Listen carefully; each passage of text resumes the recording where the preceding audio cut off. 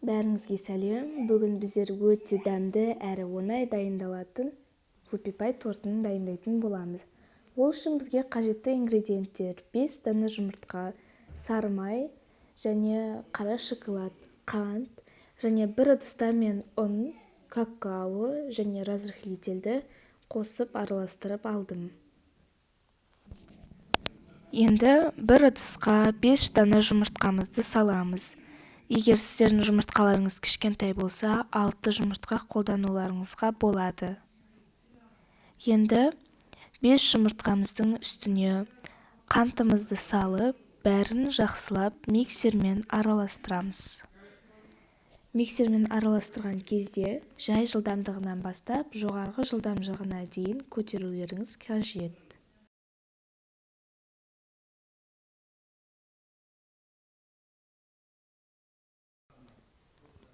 Міне, жұмыртқамыз бен қантымызды миксерлеп болдық. Енді сары майымыз бен шоколадымызды ертіп аламыз. Ерген сары май өте ыстық болмауы қажет.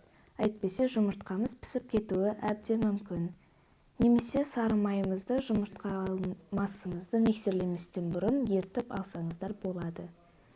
Енді жайлап жұмыртқа массамызға сары майымызды құйып, тағы да жақсылап миксермен араластырамыз.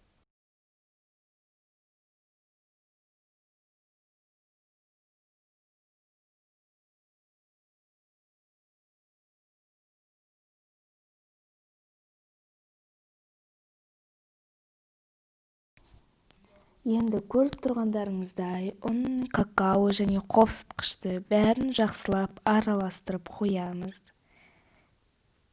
Енді жұмыртқалы массамызға сито арқылы ұнымызды просеивать етеміз.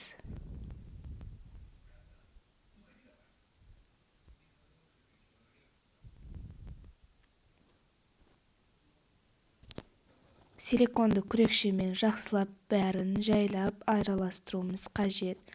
Жұмыртқалы массамыз отырып кетпеуі керек.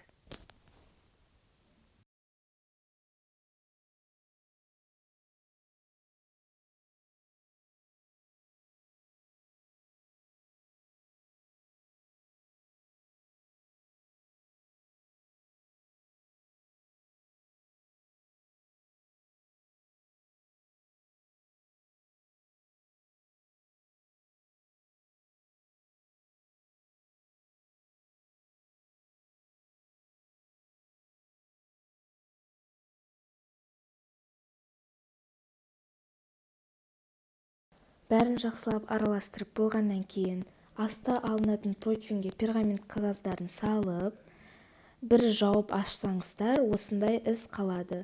Соған тестімізді салып, духовкада пісіретін боламыз.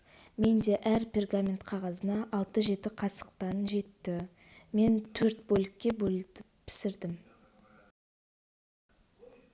Енді бұл тестімізді 180 градуста ысып тұрған пеште 15-25 минут аралығында пісіріп аламыз. Шама келсе 15 минуттай духовканың есігін ашпаған жөн. Әйтпесе, тестіміз отырып кетеді. Міне корждарымызды пісіріп алдым. Бірінші және екінші коржым пісті, ал үшінші және төртінші коржиктарым пісіп жатыр. Міне қалыңдығы мынандай болып шықты. Және тағы бір айта кетерім, корждарымыз піскеннен кейін диаметр бойынша жан-жағын кесіп алып тастаған жөн. Әйтпесе, тортты кейіннен әсемдеген кезде торттың жан-жағы әдемі болмай тұрады. Крем ретінде 33% сливкиді және сгущенканы қолданатын боламыз. Сгущенка мен сливкиді араластырып, миксерлеп аламыз. Миксерлеп алып болғаннан кейін осындай салафанды пакетке салып, тортты әсемдейтін боламыз.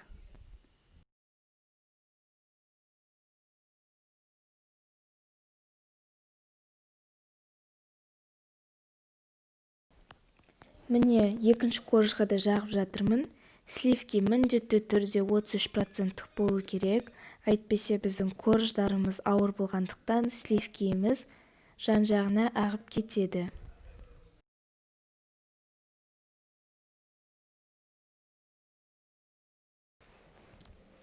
міне тортымызды осылай әсемдейміз. Және де айта кетейін, осы видеоға лайк басып каналыма тіркелуді ұмытпаңыз.